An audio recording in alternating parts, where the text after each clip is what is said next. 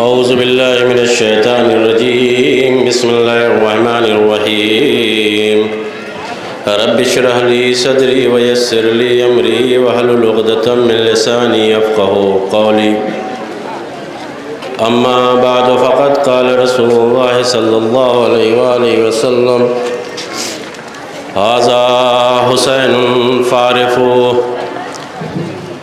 محترم اور قابل فخر سامعین، بہت زیادہ وقت نہ لے کے دو ایک گزارشات آپ کی خدمت میں پہنچا کے بات کو مکمل کروں کہ پیغمبر اسلام یہ ارشاد فرما رہے ہیں کہ یہ حسین ہے، اسے پہچانو۔ یہ حسین کی عظمت، حسین کی فضیلت، حسین کی بلندی، حسین کے کمالات آج پوری دنیا میں سب کے لیے روز روشن ہے، ظاہر ہے، واضح ہے کہ حسین کیا ہے، اور اسی طریقے سے قیامت تک لوگ آتے رہیں گے، فرش عزا بچتی رہے گی اور ماتم ہوتا رہے گا۔ آج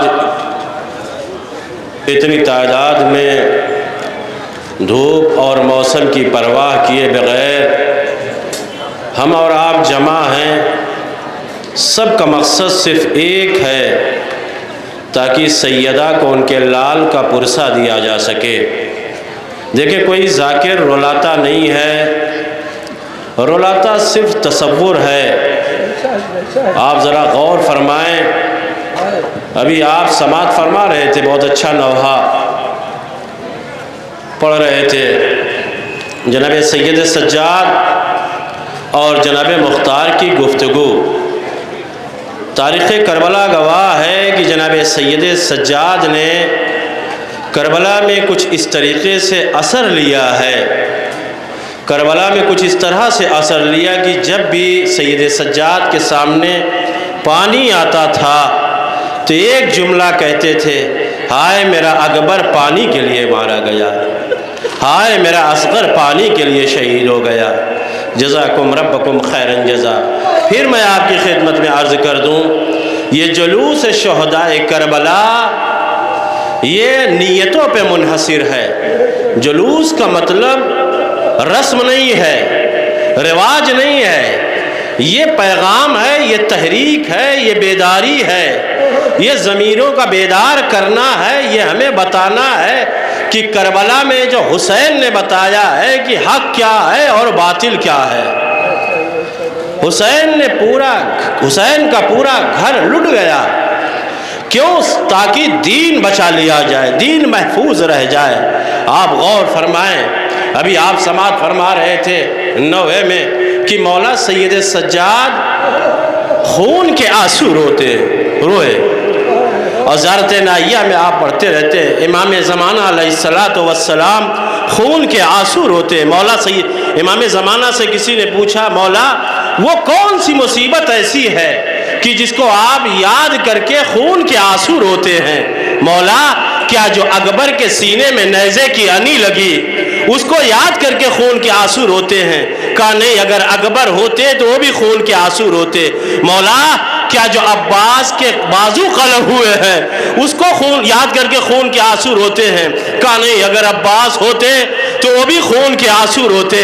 ایک مرتبہ عالم نے خواب میں ہاتھوں کو جوڑ کے عرض کیا، مولا اتنا بتا دیجئے کہ وہ کون سی مصیبت عظمیٰ ہے کہ جس کو یاد کر کے آپ خون کے آنسو روتے ہیں؟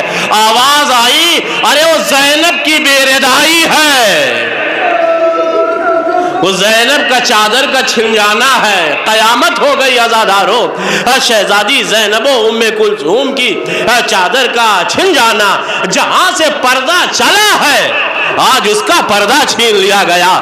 جزاکم ربکم خیرن جزا۔ آپ کسی غم میں نہ روئے سوائے غم آل محمد کے، اور جب آپ بلند آواز سے روتے ہیں تو حسین کے سینے پر سونے والی سکینہ تڑپ کے کہتی ہے، اے بوبی اماں یہ رونے والے کون ہیں؟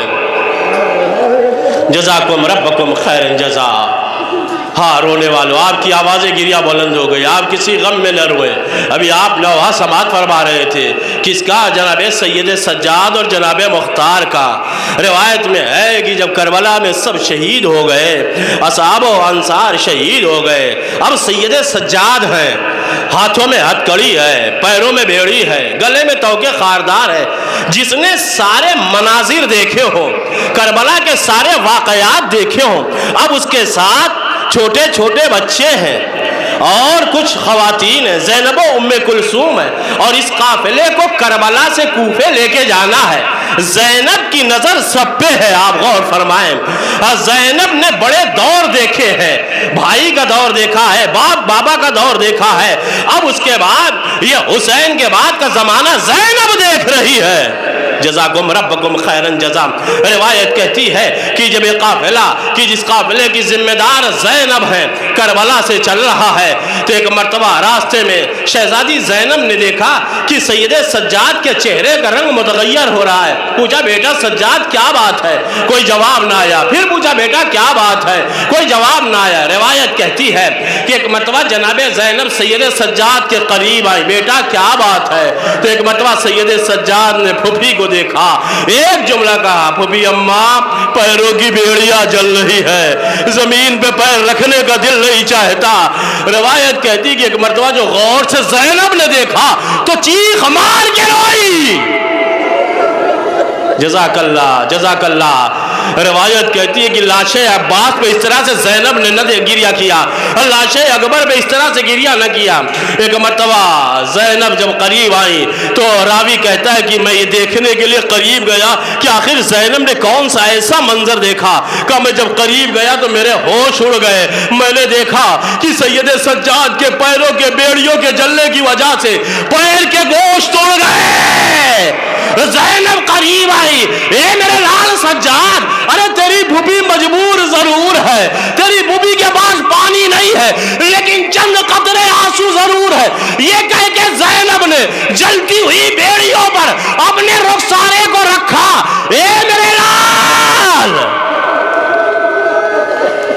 جزاکم ربکم خیرن جزا۔ امام زمانہ ان آوازوں پہ رحمت نازل فرمائے۔ یہ پرسہ داری کرنے کے لیے آئے ہیں، یہ پرسے کے لیے آئے ہیں، زہرا کو ماتم، لال کے ماتم کرنے کے لیے آئے ہیں۔ امام زمانہ ان کے پرسے کو قبول فرما لیجئے۔ جزاکم ربکم خیرن جزا۔ ابھی آپ نوحہ سن رہے تھے نا سید سجاد کا اور جناب مختار کے حوالے سے کہ کس طریقے سے جناب سید سجاد سے گفتگو ہو رہی ہے اور سید سجاد کس طرح سے جناب مختار سے کہہ رہے ہیں۔ روایت کہتی ہے کہ جب ایک قافلہ کوفے میں داخل ہوا تو ایک مرتبہ جناب مختار کو لایا گیا۔ مختار یوں ہی نہیں ہے، قید کر کے لایا گیا، ہتھکڑیوں کے ساتھ لایا گیا۔ مختار نے ابن زاد کو سلام نہ کیا۔ ایک مرتبہ ایک چاپلوس آگے بڑھ کے کہتا ہے کہ مختار، ارے تو نے امیر کو سلام نہیں کیا؟ کہ میرا کوئی امیر نہیں ہے سوائے حسین کے۔ جزاکم ربکم خیرن جزا۔ وہ یہ سننا تھا کہ ایک مرتبہ ظالم کہتا ہے مختار تو کہاں ہے؟ تیرا آقا کوفے آ چکا ہے۔ پھر مختار نے کہا ظالم کیا کہہ رہا ہے؟ میرا آقا اگر کوفے آتا تو ہمیں ضرور خبر دیتا۔ پھر ابن زاد کہتا ہے مختار، ارے تیرا آقا میرے دربار میں آ گیا ہے۔ ایک مرتبہ مختار نے کہا او ظالم، ارے تو کیا کہہ رہا ہے؟ کہاں تیرا نجس دربار، کہاں میرا آقا؟ وہ یہ سننا تھا کہ ایک مرتبہ ظالم نے سپاہی کو حکم دیا، سپاہی آگے بڑھا، تش خان کو ہٹایا۔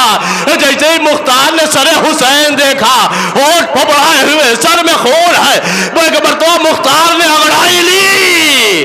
قریب کے سپاہی سے چاہتے ہیں کہ تلوار لے کے حملہ کرے، ایک ہاتھ بلند ہوا، آواز آئی اے چچا مختار،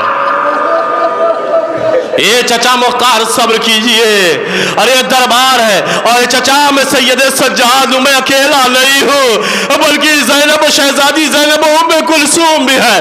جزاکم ربکم خیرن جزا۔ چھوٹے چھوٹے بچے بھی ہیں۔ عزادارو وقت بدلا، تاریخ بدلی، زمانہ بدلا، لوگ بدلے، بس دو تین جملے عزادارو اگر آپ نے تصور کر لیا تو بہت روئیں گے۔ کوفے میں جب وقت بدلا حالات بدلے اور اسی کوفے میں مختار मुख्तार अमीर बनाए गए तो अब एक एक को चुन के बुलाया जा रहा है।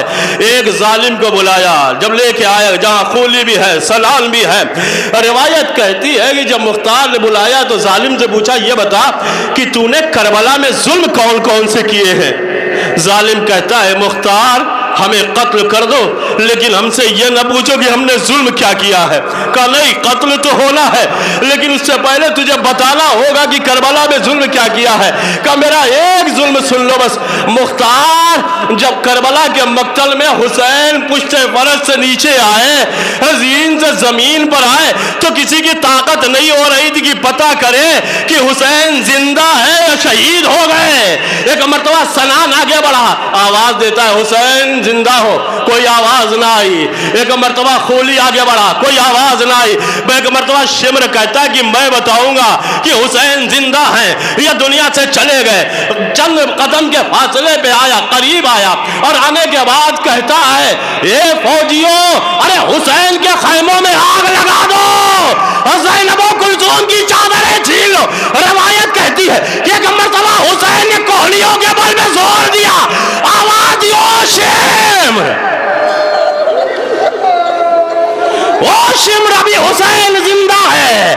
बस शिमर आगे बढ़ा, हुसैन के गले पे खंजर चलाया। जज़ाकुम रब्बुकुम खैरन जज़ा।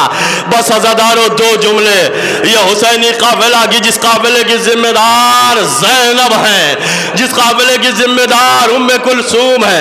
रिवायत कहती है कि जब काफिला आगे बढ़ा तो एक मर्तबा एक मकाम पे काफिला रोका गया। फिर उसके बाद जनाब मुख्तार ने दूसरे जालिम को बुलाया और जालिम को बुलाने के बाद पूछा, ये बता कि तूने करबला में जुल्म क्या किया, तेरा काम क्या था? फिर वो कहता है, मुख्तार मेरा काम सिर्फ इतना था कि करबला से कूफा और कूफे से शाम, मेरा सिर्फ काम इतना था, मुझे सिर्फ इतना देखना था कि कोई जालिम जुल्म करने में कमी तो नहीं कर रहा है। जज़ाकुम रब्बुकुम खैरन जज़ा। आपकी आवाज़ें गिरिया बुलंद, बस दो जुमले आज़ादारो।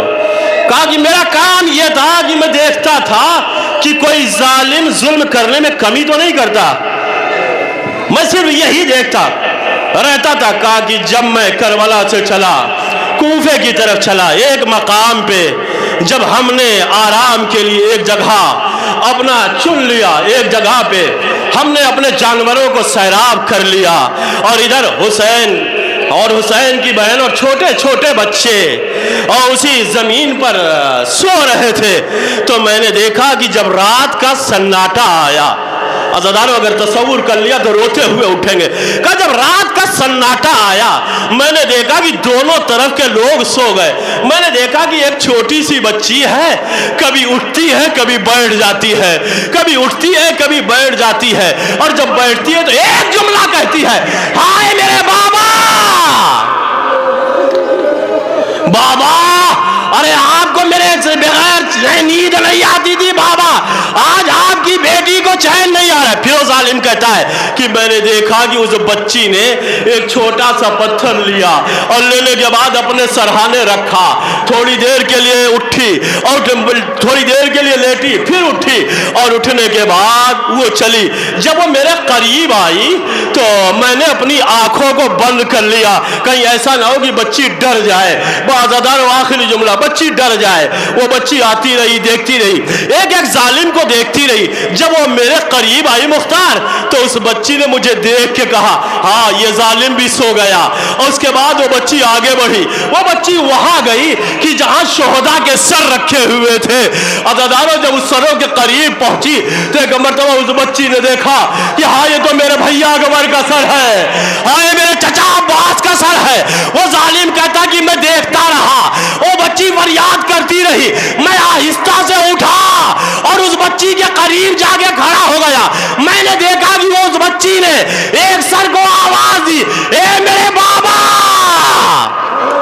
जज़ाकुम जज़ाकुम रब्बुकुम खैरन जज़ा। बस आखिरी जुमला, ए मेरे बाबा, मेरी आगोश में आ जाए। बस उस बच्ची ने उस सर को लिया और सर से प्यार करने लगी। बड़े कहता है कि मैं एक मर्तबा आगे बढ़ा, एक मर्तबा مرتبہ میں نے حسین کے سر میں، حسین کے بالوں میں ہاتھ دیا اور سکینہ کے بالوں کو پکڑا اور دونوں سروں کو ٹکرانے لگا، قیامت ہو گئی۔ سرے حسین سے آواز آئی، او ظالم، ارے میری بچی کو چھوڑ دے ورنہ قیامت آ جائے گی۔